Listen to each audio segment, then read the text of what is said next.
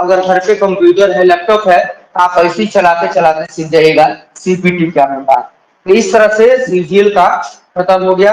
अब हम लोग आते हैं कंपटीशन का, जितना लगभग जो है उतना बता दिया गया है। और सब बहाली आते रहता है, जैसे बिहार पुलिस है, दरोगा है ना। अभी बिहार एसएससी है ना, स्टेट गवर्नमेंट का भी एसएससी होता है। तो इसमें देखिए बिहार एसएससी का जो अभी कोई फॉर्म भरा है बिहार एसएससी का, जो ग्रेजुएशन पाया था, तो इसमें देखिए नियम क्या है, 3 वो किताब ले जा सकते हैं। बिहार भी अजूबा राज्य है, इसमें किताब ले जाना है। जो अभी फिलहाल फॉर्म भरा है ना ग्रेजुएशन पर बिहार एसएससी का, 3 वो किताब ले जा सकते हैं। किसके लिए? चोरी करने के लिए। लेकिन शर्त यह है कि वो तीनों किताब सरकारी होना चाहिए, या तो एनसीईआरटी का हो, ठीक है, या फिर राज्य सरकार, मतलब किसी भी राज्य सरकार का। लूसेंट नहीं ले जा सकते, एसपीडी नहीं ले जा सकते, क्योंकि ये सरकारी किताब नहीं है। ऐसा सुने हैं कि कंपटीशन का एग्जाम हुआ, किताब ले जाना है? या पहली बार सुन रहे होंगे। और भी एक लौता है, वो भी बिहार, वो भी सब पद सभी मतलब बिहार के सभी के लिए नहीं है, बस इसी के लिए है। तो और भी सब जैसे जैसे बहाली आता रहेगा वैसे वैसे आपको इंट्रोड्यूस कराते रहेंगे हम। बाकी आते हैं, मैं यहाँ आप लोगों को मैथ, इंग्लिश और रीजनिंग का कुछ पार्ट पढ़ाऊंगा, ठीक है। बाकी जो सर है वो आपको जीएस और रीजनिंग का बहुत सारा पार्ट वो पढ़ाएंगे, ठीक है। अब देखिए मैथ जो है आपका रोज चलेगा 45 मिनट, मैंने रोज मतलब कि मंडे टू सैटरडे, ठीक है। इंग्लिश जो है शुरू में आपका 3 दिन चलेगा, ठीक है। और रीजनिंग भी 3 दिन चलेगा, 3 दिन रीजनिंग या 3 दिन इंग्लिश। और मान लीजिए जिस सप्ताह में इंग्लिश और रीजनिंग चलेगा उस सप्ताह में मैथ नहीं, और जिस सप्ताह में मैथ चलेगा उस सप्ताह में इंग्लिश और रीजनिंग नहीं। बाकी ये जीएस आपका रोज चलेगा, डेली एवरीडे 45 मिनट आपका रोज जीएस का क्लास चलेगा। ये क्लास चलते चलते चलते आपको पता चल जाएगा किस प्रकार से चलता है, क्या होता है। फिर ये इंग्लिश का क्लास जब आपको बेसिक इंग्लिश खत्म कर देंगे, ये संडे का संडे आपको 2 घंटा 3 घंटा आपको क्लास करना पड़ता है। फिर संडे को आपको टाइम देना पड़ेगा, अभी नहीं, जब आप थोड़ा है ना पढ़ने के एडिक्ट हो जाएंगे, आदी हो जाएंगे। तो हम मैथ के बारे में शुरू करते हैं। लिखिएगा मैथ, हेडिंग देंगे मैथ। आज हम मैथ हम लोग शुरू करेंगे। और 1 नंबर में लिखिएगा अंक, डिजिट। क्या लिखेंगे? डिजिट। निरंजन टेबल दीजिएगा तो। हाँ, हेडिंग देंगे मैथ,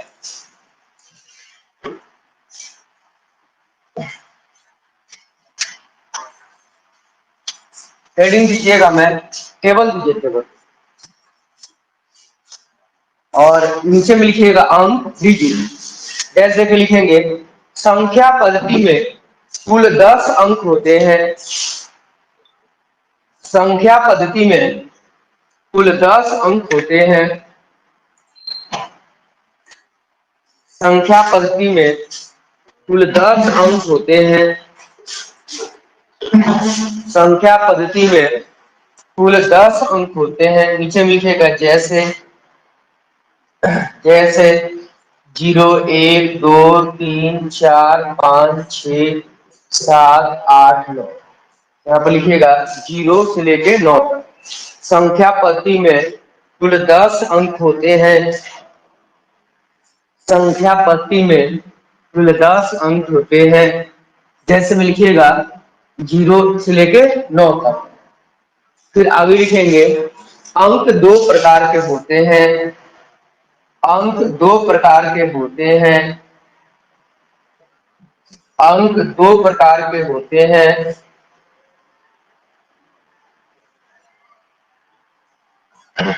पहला लिखेंगे सार्थक अंक।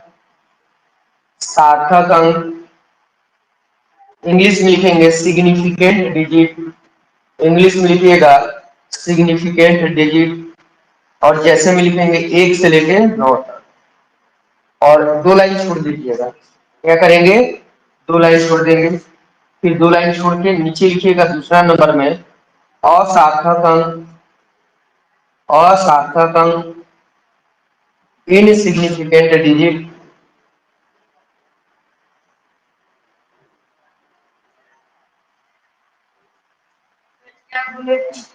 यहाँ लिखे हैं सार्थक अंक सिग्निफिकेंट डिजिट, जैसे हम लिखेंगे 1 से लेकर 9 तक, फिर 2 लाइन छोड़ दीजिए, फिर नीचे लिखिए दूसरा प्रकार असार्थक अंक, असार्थक अंक, इंग्लिश में लिखेंगे इनसिग्निफिकेंट डिजिट, और जैसे में लिखिएगा, जैसे में लिखेंगे 0।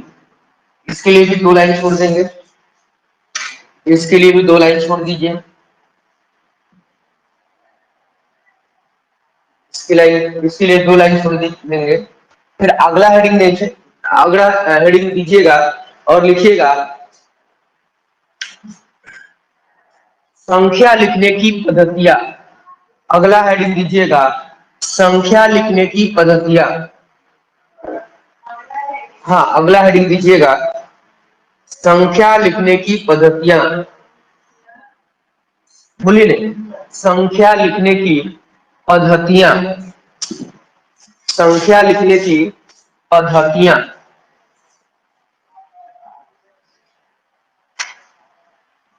ऐसे लिख लीजिएगा पद्धतियां, संख्या लिखने की पद्धतियां।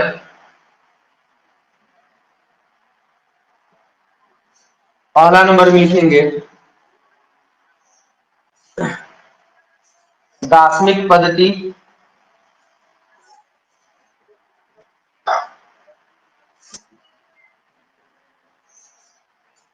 इंग्लिश में लिखिएगा हिंदू अरबिक सिस्टम। दूसरा नंबर में लिखिएगा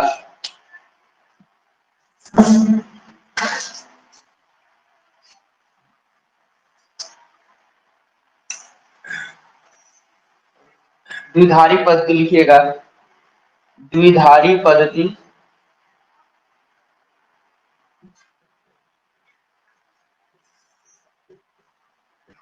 बाइनरी, सर बोलिए ना, कुछ भी ना, आग लग जाएगी जैसे इसमें चिन्ह करो। Binary system.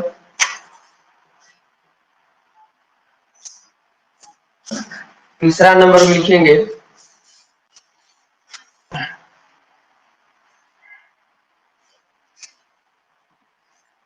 रोमन पद्धति।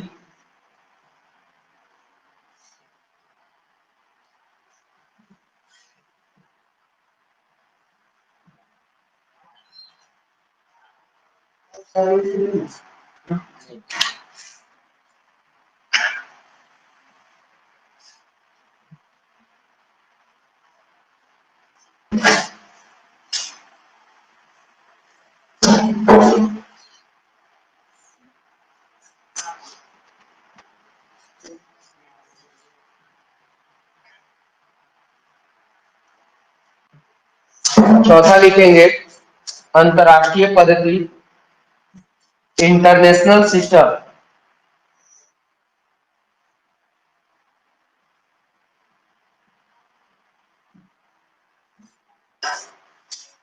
चारों लिख लीजिए, ये संख्या लिखने की पद्धतियां हैं। अभी केवल मैं लिखवा रहा हूँ, कल आप लोगों को ये सब समझाऊंगा।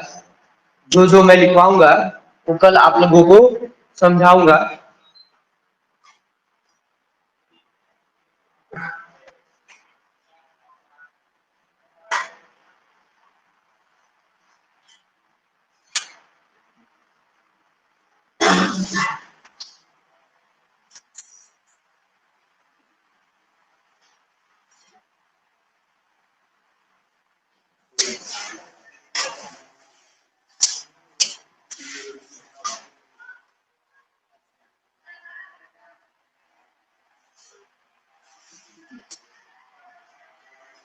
बात नहीं करिए, आपस में बात, जो दिक्कत है हमसे बोलिए, जो भी समस्या हो। चलिए आगे हेडिंग दीजिएगा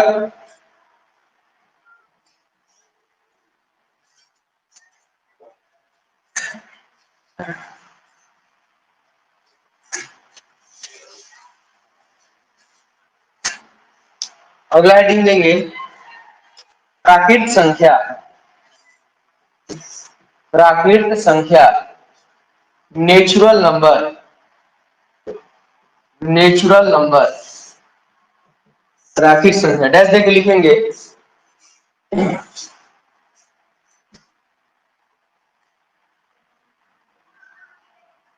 गणन की संख्याओं के समुच्चय को, गणन के संख्याओं के समुच्चय को, गणन के संख्याओं के समुच्चय को प्राकृत संख्या कहा जाता है। गणन की संख्याओं, गणन की संख्याओं के समुच्चय को, गणन की संख्याओं के समुच्चय को प्राकृत संख्या कहा जाता है। गणन को इंग्लिश में काउंटिंग बोलते हैं, है ना, गिनती बोलते हैं गणन को, काउंटिंग गिनती। और समुच्चय को हम लोग क्या बोलते हैं, सेट, समूह। समुच्चय को इंग्लिश में हम लोग क्या बोलते हैं, सेट, समूह। नीचे में जैसे में लिखेंगे, नीचे में लिखिएगा जैसे 1 2 3 4 5 डॉट डॉट डॉट।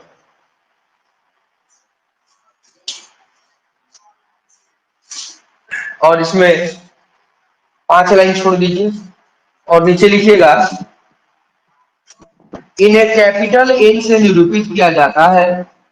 5 लाइन छोड़ के सब मैं छुड़वा रहा हूं ना, तो कल मैं जब समझाऊंगा तो वहां पर आप लिखते रहिएगा। जो चीज समझाऊंगा बोर्ड पर, तो जो जो स्पेस रहेगा उस पर आप वो लिखते रहना। लिखिएगा 5 लाइन के बाद प्राकृत संख्याओं को, अच्छा यही से इन्हें ऐसे लिखिए, इन्हें कैपिटल एन से निरूपित करते हैं। कैपिटल एन मतलब बड़ा है। इन्हें कैपिटल एन से निरूपित करते हैं। निरूपित यानी दर्शाते हैं, इंडिकेट करते हैं, ऐसे लिख लीजिएगा निरूपित। इन्हें कैपिटल एन से निरूपित किया जाता है, क्या करते हैं, इन्हें कैपिटल एन से निरूपित करते हैं या किया जाता है, दोनों एक ही चीज है। इन्हें कैपिटल एन से निरूपित किया जाता है, इन्हें कैपिटल एन से निरूपित किया जाता है। ठीक, अगला लिखिएगा, हेडिंग दीजिएगा आई सर बड़े। आगे लिखेंगे सम संख्या, इंग्लिश में लिखेंगे इवन नंबर। सम संख्या इवन नंबर, सम संख्या इवन नंबर डैश देके लिखेंगे। नहीं, सम संख्या नहीं थी अभी, इस एक स्टेप के बाद इसको लिखिएगा, इसको काट दीजिए, अभी एक छूट गया है। पूर्ण संख्या, चलिए कितने लोग बताएंगे पूर्ण संख्या नहीं होल नंबर किसे कहते हैं, हाथ उठाइए। पूर्ण संख्या यहाँ पर बोर्ड पर देखिए लिखा हुआ है, आपको बताना है पूर्ण संख्या होल नंबर किसे कहते हैं। 1 2 10 दो लोग, चलिए आप बताइए, बैठिए बोलना है। 0 से और कहां पर समाप्त होगा, चलिए आप बताइए पूर्ण संख्या, बैठिए बोलिए। चलिए बहुत बढ़िया है, तो देखिए डैश देके लिखेंगे पूर्ण संख्या होल नंबर, डैश देके लिखेंगे प्राकृत संख्याओं के समुच्चय में, प्राकृत संख्याओं के समुच्चय में जब 0 को सम्मिलित कर लिया जाता है, प्राकृत संख्याओं के समुच्चय में जब 0 को सम्मिलित कर लिया जाता है, प्राकृत संख्याओं के समुच्चय को, समुच्चय में, प्राकृत संख्याओं के समुच्चय में जब 0 को सम्मिलित कर लिया जाता है, प्राकृत संख्याओं के समुच्चय में जब जीरो को सम्मिलित कर लिया जाता है, प्राकृतिक संख्याओं के समुच्चय में जब जीरो को सम्मिलित कर लिया जाता है तो वह समुच्चय पूर्ण संख्या कहलाता है। तो वह समुच्चय पूर्ण संख्या कहलाता है। तो वह समुच्चय पूर्ण संख्या कहलाता है। जैसे में लिखेंगे 0 1 2 3 4 5 6 7 8 9 10। ऐसे इनफिनाइट का सिंबल दे दीजिएगा। इनफिनाइट का मतलब इसका कोई अंत नहीं। ऐसे लिखिए जैसे में 0 1 2 3 4 5 6 7 8 9 10 कहां तक इनफिनाइट। अच्छा इसमें समझे इस बैच में पीछे लिख दिया ना सर।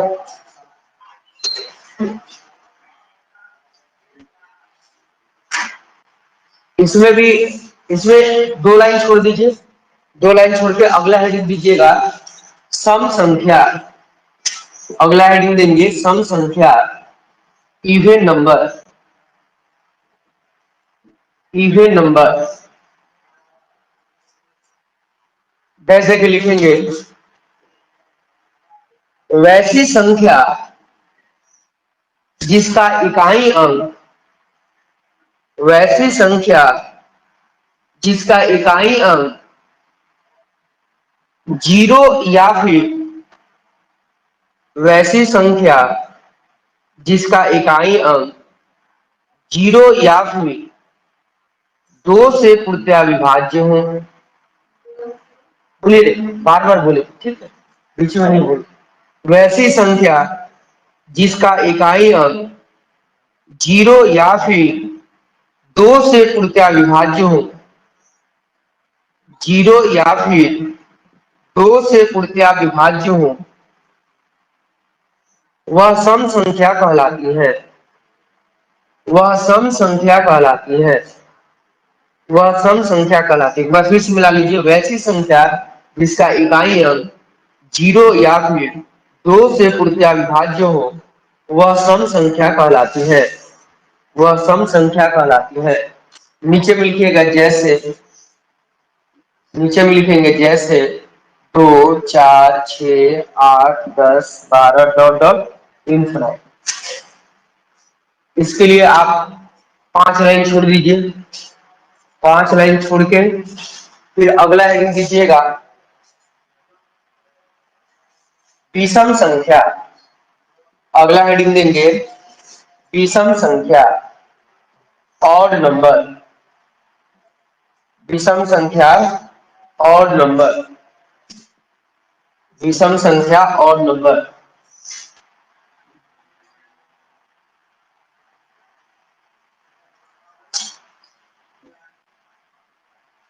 जैसे लिखेंगे वैसी संख्या जिसका इकाई अंक 2 से पूर्णतः विभाज्य न हो। वैसी संख्या जिसका इकाई अंक 2 से पूर्णतः विभाज्य न हो। वैसी संख्या जिसका इकाई अंक 2 से पूर्णतः विभाज्य न हो। 2 से पूर्णतः विभाज्य न हो वे विषम संख्या कहलाती है। वे विषम संख्या कहलाती है। एक बार फिर से मिला लीजिए वैसी संख्या जिसका इकाई अंक 2 से पूर्णतः विभाज्य न हो। वैसी संख्या जिसका इकाई अंक 2 से पूर्णतः विभाज्य न हो वे विषम संख्या कहलाती है। वे विषम संख्या कहलाती है। वे विषम संख्या कहलाती है। लिख लिए नीचे में जैसे में लिखिएगा जैसे में लिखेंगे 1 3 5 7 9 11 13 डॉट डॉट डॉट इनफिनाइट अनंत। ये अनंत का सिंबल जिसका कोई अंत ना हो इसको अनंत बोलते हैं इनफिनाइट बोलते हैं। इसके लिए 5 लाइन छोड़ दीजिए। इसके लिए भी 5 लाइन छोड़ देंगे। अच्छा ये बताइए मैंने एक शब्द का प्रयोग किया है इकाई अंक। इकाई अंक मतलब समझ रहे आप सभी लोग। इकाई, दहाई, सैकड़ा, हजार, 10,000, लाख, 10 लाख, करोड़, 10 करोड़। इंग्लिश में क्या बोलते हैं? Ones, tens, 100, thousand, thousand, 10,000, lakh, 10 lakh, ऐसे करके बोलते हैं। सभी लोग जानते हैं, ऐसे कोई है जो नहीं जानते हैं? चलिए, तो मैं आपसे एक प्रश्न पूछ रहा हूं, 5 लाइन छोड़ दिए ना। अब हेडिंग दीजिएगा, आगे हेडिंग देंगे स्थानीय मान, प्लेस वैल्यू, ऐसे ही लिखना है, प्लेस वैल्यू। इधर लिखिएगा जातीय या अंकीय मान, इसको इंग्लिश में लिखेंगे प्लेस वैल्यू। हेडिंग देंगे सभी लोग। अगला हेडिंग दीजिएगा स्थानीय मान, इंग्लिश में लिखेंगे प्लेस वैल्यू। और इधर हेडिंग दीजिएगा जाति यानी अंकीय मान, इसको इंग्लिश में लिखिएगा फेस वैल्यू। बड़ा सा हेडिंग दीजिएगा, ठीक है? पूरा एक पेज में जाएगा,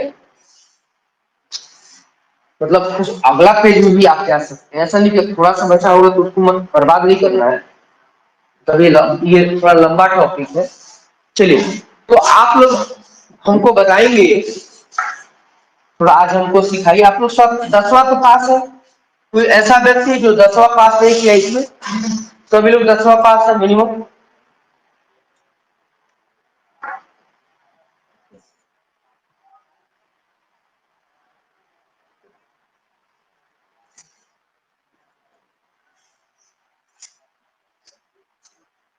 चलिए, आप बताइए इकाई का अंक कौन है? इकाई नहीं पढ़ी है ना? चलिए, आप बताइए इकाई का अंक कौन है इसमें? इकाई, दहाई, सैकड़ा। चलिए, आप बताइए इकाई का अंक। आप बताइए, आप बताइए, आप पीछे बताइए, आप बताइए, आप बताइए, आप बताइए। चलिए, आप बताइए, आपको क्लास की है ना पर? अरे क्लास की नहीं। अच्छा, ये बताइए ये 4 किसके स्थान पर है?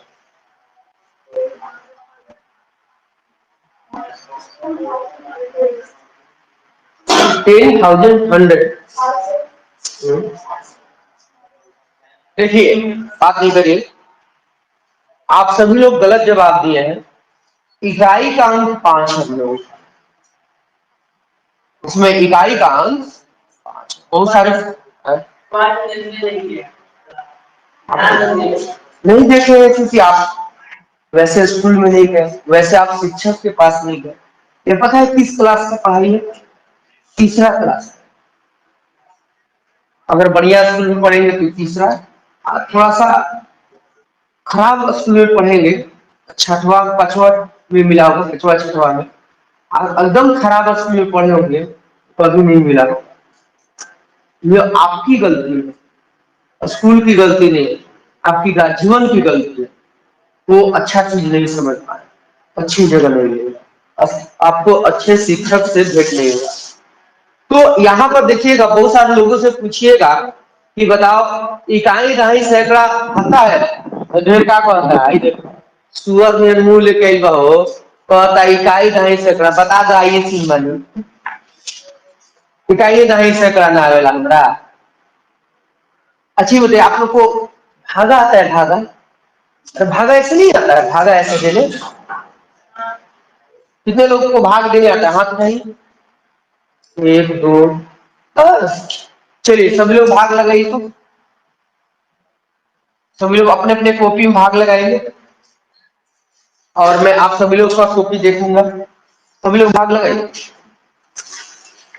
देखिए कितना जोड़ घटाव गुणा भागा। आप लोग दूसरा क्लास के काबिल है तो किसके लायक है थोड़ा जांच कर लेते हैं, उसके अनुसार आपको पढ़ाया जाएगा। नहीं तो पता चला कि जोड़ घटाव गुणा भागा इवे नहीं कर रहा।